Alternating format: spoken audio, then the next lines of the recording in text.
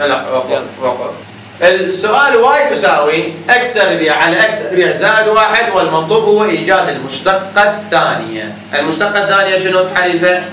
هي المشتقة الأولى. إذا المطلوب من عندي راح أحسب المشتقة الأولى، وبعد أن أكمل المشتقة الأولى راح أنتقل للمشتقة الثانية.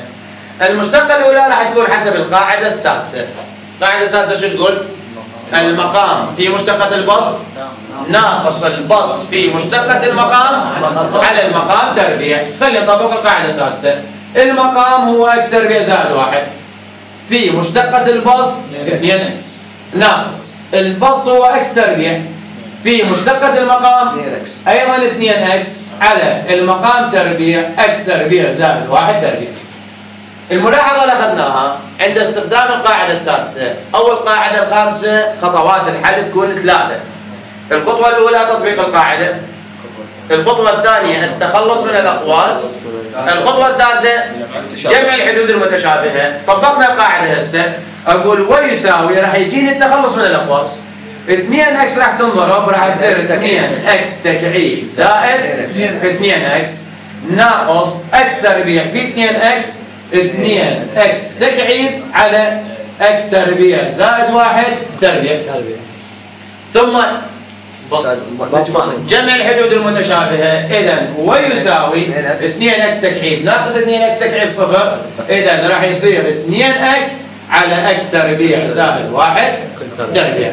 هذه المشتقة الأولى انتهت، لكن الصعوبة راح تكون بالمشتقة الثانية. هذا السؤال تحديدا راح يجيك في نهاية الفصل الثالث في موضوع رسم الدوال، وإذا عجزت عن الاشتقاق فما راح تقدر تسوي كل شيء. مو لازم نكتب واي فتحة. إذا هنا هذا الواي فتحة. إذا زميلك يسأل يقول شو هنا مكتبة واي فتحة، وجود المساواة بدون عنوان مبدئيا أو منطقيا ترجع لأقرب عنوان قبلها.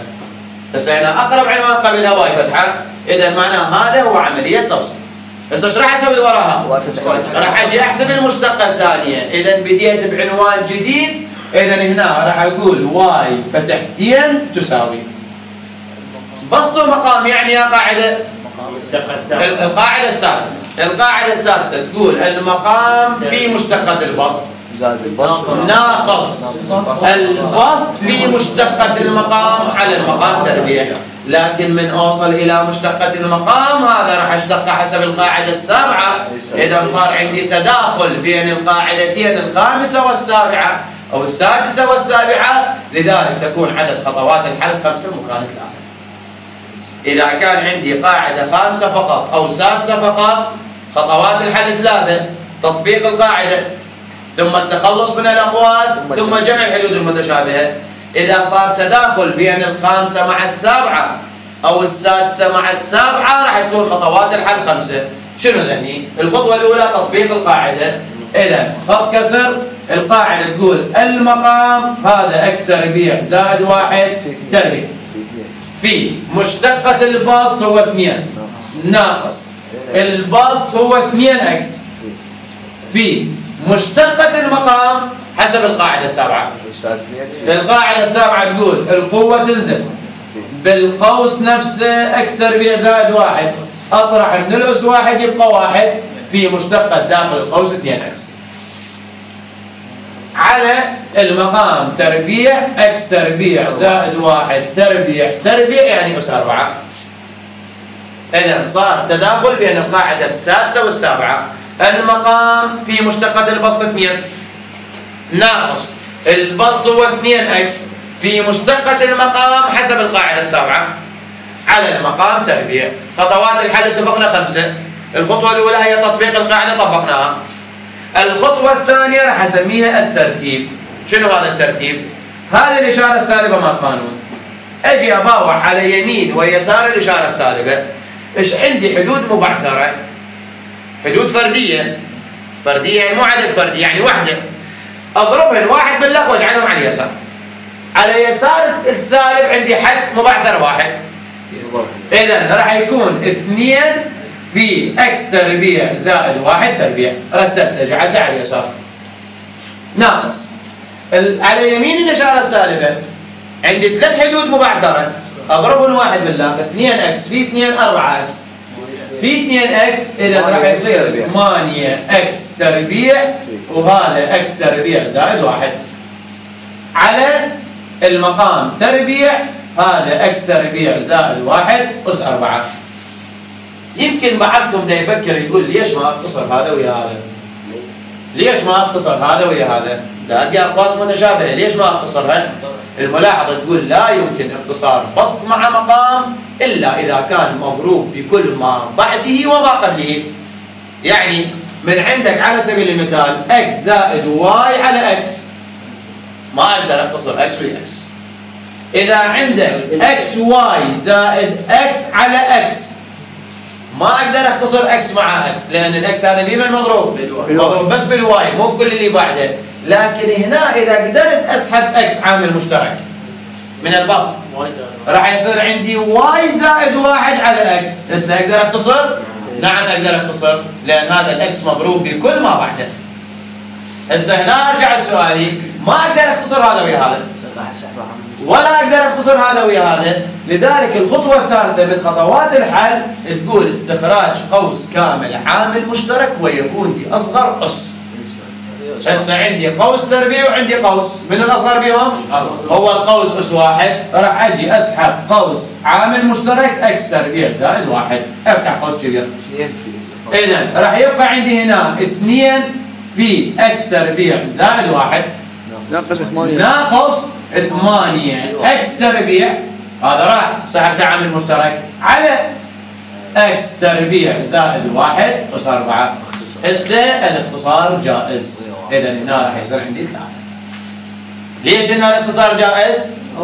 لان الاكس تربيع زائد 1 هذا القوس مضروب بكل ما بعده. اذا خطوات الحل لحد الان تطبيق القاعده، ثم الترتيب، ثم اخراج قوس كامل عامل مشترك ويكون باصغر اس، ثم التخلص من الاقواس الداخليه، ثم جمع الحدود المتشابهه. هسه هنا الاثنين راح تنضرب بالقوس، هذا ايش راح يصير عندي؟ 2 اكس تربيع زائد 2 ناقص 8 اكس تربيع، هاي 2 بس بدول انضربت على اكس تربيع زائد 1 تكعيب، ثم جمع الحدود المتشابهه. اذا راح يصير عندي 2 ناقص 6 اكس تربيع على اكس تربيع زائد 1 تكعيب. انتهى الاشتقاق. هذا هنا مستقبلا من يجيك بنهايه الفصل الثالث هذا الحكي كله راح يكون عليه 3 درجات. هذا نعم خلاص هنا الاشتقاق انتهى عندي من الخطوه الاولى. هذا الحكي كله تبسيط. اذا بالمشتقه الاولى هنا انتهى الاشتقاق وذني تبسيط. بالمشتقه الثانيه الاولى انتهى الاشتقاق وذني الاربع خطوات هي تبسيط. أن هذا شنو هو المشتقة الرابعة؟ اثبت أن المشتقة الرابعة ناقص السؤال الأصلي زائد 4 كوساين اكس يساوي 0. شنو معناها؟ وصلنا للثالثة. احسب المشتقة الرابعة، عوضها بالسؤال، ناقص الواي يعني أعيد كتابة السؤال الأصلي، أضيف له 4 كوساين اكس. المفروض ايش يطلع؟ المفروض يطلع جواب 0، فإذا طلع الجواب 0 راح تاخذ 10، وإذا طلع جواب 10 راح تاخذ 0. إذا هسه هنا راح أبدي بالمشتقة الأولى، راح أقول واي فتحة تساوي ذولا بيناتهم ضرب يعني قاعدة 5.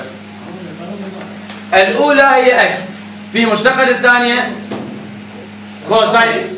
الأولى في مشتقة الثانية، الأولى هي اكس في مشتقة الثانية كوساين اكس، بعد زائد الثانية ساين اكس في مشتقة الأولى 1. هاي المشتقة الأولى انتهينا منها. راح أجي على المشتقة الثانية تساوي هذه قاعدة 5، ورا ما تخلص راح أجي أشتق الساين. الأولى اكس في مشتقة الكوساين سالب ساين اكس. شوف هنا لأن مريت بالسالب أخليها داخل قوسين. الأولى في مشتقة الثانية زائد الثانية كوساين اكس في مشتقة الأولى 1 حتى لو ما أكتبها. هسه خلصت هذا قاعدة 5 أكتب زائد مشتقة الساين اكس، هذا راح يصير عندي كوساين اكس في 1. عندي حدود مشابهة خلي أجمعها كوساين اكس وكوساين اكس 2 كوساين اكس. اكس في سالب ساين اكس اكتبها سالب اكس ساين اكس. إذا بعدني بالمشتقة الثانية راح أقول واي فتحتين تساوي سالب إكس ساين إكس زائد 2 كوساين إكس. هسه راح أنتقل للمشتقة الثالثة وتساوي الأولى هي سالب إكس في مشتقة الثانية كوساين إكس زائد الثانية ساين إكس في مشتقة الأولى شنو؟ كوساين اكس. مشتقة الأولى مشتقة السالب إكس هو السالب 1 لأن مريت بالسالب إذا هذا السالب داخل قوسين. هذه انتهيت منها. هذا اشتقيته قاعدة خامسة اكتب زائد مشتقة الثابت في دالة تساوي الثابت في مشتقة الدالة مشتقة الكوساين هو سالب ساين اكس في 1. خليني ابسط سالب ساين اكس وسالب 2 ساين اكس راح يصير سالب 3 ساين اكس. اذا بعدني بالمشتقة الثالثة اذا تساوي سالب اكس كوساين اكس سالب 3 ساين اكس. هسه راح انتقل للمشتقة الرابعة بعد ماكو داعي اكتب فتحات. اذا هذا رمز المشتقة الرابعة ذولا بيناتهم ضرب قاعدة خامسة الأولى سالب اكس في مشتقة الثانية مشتقة الكوساين هو سالب ساين اكس خليتها داخل قوسين زائد الثانية كوساين اكس في مشتقة الأولى سالب 1. هذه انتهيت من عندها. هسه اجي على هذا مشتقة الثابت في دالة هو الثابت في مشتقة الدالة مشتقة الساين اكس هذا راح يصير كوساين اكس. اذا ابسط ويساوي سالب في سالب هذا موجب اكس ساين اكس سالب كوساين اكس وسالب 3 كوساين اكس اذا راح يصير سالب 4 كوساين اكس. انتهيت من المشتقة الرابعة. هسه راح اعيد كتابة الطرف الايسر دا يريد من عندي المشتقة الرابعة ناقص السؤال الاصلي زائد 4 كوساين اكس اكتب وتساوي مكان المشتقة الرابعة راح اكتب هذه. اذا اكس ساين اكس ناقص 4 كوساين اكس هذه مكان المشتقة الرابعة ناقص مكان الواي راح اكتب السؤال الاصلي اللي هو اكس ساين اكس زائد الأربعة كوساين اكس راح تبقى على وضعها زائد 4 كوساين اكس وتساوي. هسه هذا ويا هذا راح يروح صفر وهذا ويا هذا راح يروح صفر اذا الجواب يساوي صفر. واضح؟ السؤال الآخر جد المشتقة الخامسة لهذه الدالة لا يمكن اشتقاق الجذور إلا بعد تحويلها إلى أسس. راح تقول لي ليش ما استخدم الطريقة السريعة؟ الطريقة السريعة تستخدم لإيجاد المشتقة الأولى فقط. إذا هنا راح أحولها إلى أسس راح يصير واي تساوي 1 ناقص 2 اكس أس نصف. ممكن يجيني ويا السؤال يكتب لي حيث أن اكس أصغر من تساوي جذر 1 ناقص 2 اكس يريد من عندي المشتقة الخامسة.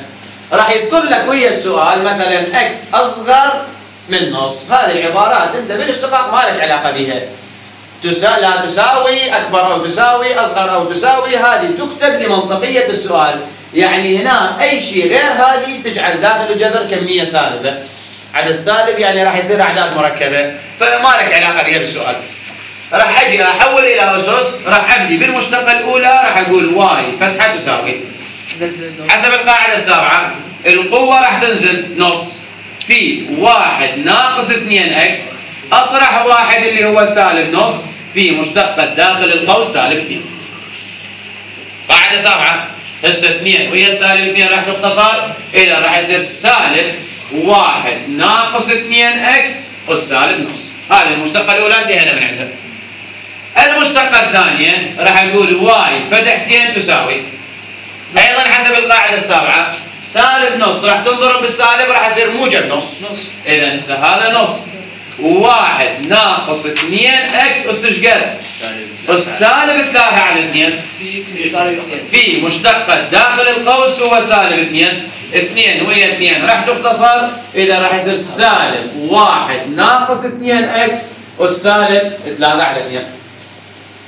بعد راح انتقل للمشتقة الثالثة. إذا هنا المشتقة الثالثة تساوي سالب 3 على 2 تنضرب بالسالب راح يصير هنا 3 على 2 1 ناقص 2 اكس سالب 5 السالب 5 على 2 في مشتقات داخل القوس سالب 2.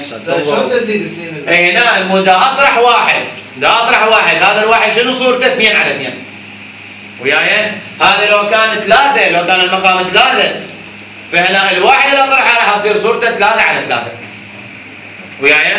اذا هنا 2 ويا 2 راح تختصر هذا ايش راح يصير عندي؟ سالب 3 في 1 ناقص 2 اكس والسالب 5 على 2.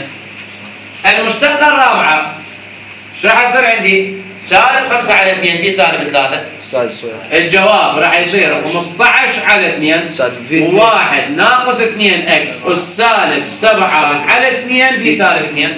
تضرب يصير سالب 2 ويا 2 راح تختصر سالب 15. اذا راح يصير سالب 15 في 1 ناقص 2 اكس والسالب 7 على 2. صح.